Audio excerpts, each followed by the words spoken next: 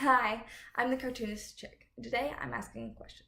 Was Firelord Sozin justified in his reason for starting the war? Now, I'm not asking whether or not the war was good, but instead I'm asking whether or not Sozin's reasons can be justified. Let's start by looking at the reason he started the war. Our nation is enjoying an unprecedented time of peace and wealth. Our people are happy, and we're so fortunate in so many ways. Where are you going with this? I've been thinking, we should share this prosperity with the rest of the world. In our hands is the most successful empire in history. It's time we expanded it. No, the four nations are meant to be just that. Four. Roku, you haven't even stopped to consider the possibilities. Sozin wanted to share the prosperity of the Fire Nation and expand the empire. His first reason can be justified. Sharing prosperity is always a worthy cause, but spreading an empire cannot be so easily justified. It often depends on how the empire is spread. If the empire is spread humanely, without war, and people losing their rights, it can be justified. So let's look at the beginning of the spread of the Fire Nation Empire to see if Sozin's first reason is his main reason.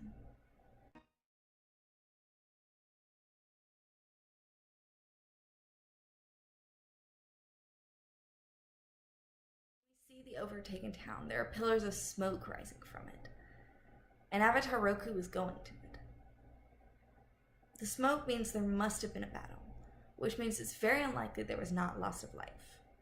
And Roku going there means that he senses or heard about this battle. But could these colonies still be seen as good? Maybe.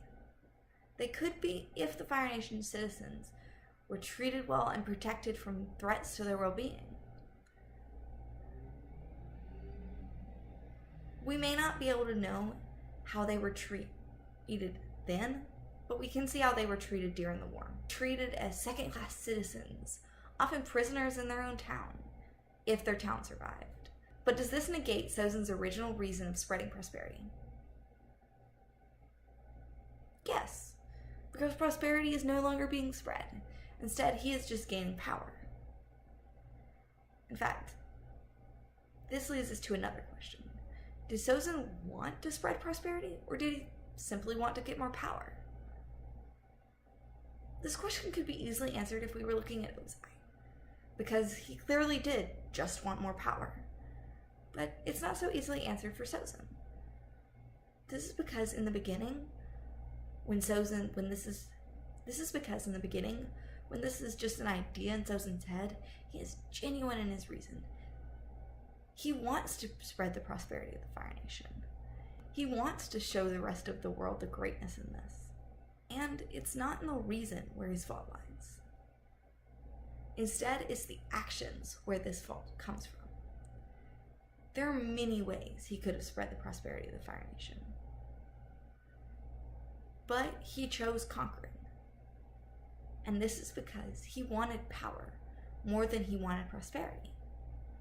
This is where fault is found. This is why he let Roku die, and why he also massacred the air nomads. He knew that he would never gain more power if the Avatar was there to stop him. So, he tried to make it seem as if his goal was not power. There must have been about 3 reasons for this. First was to convince Roku to help him. Second was to convince himself that he was doing right.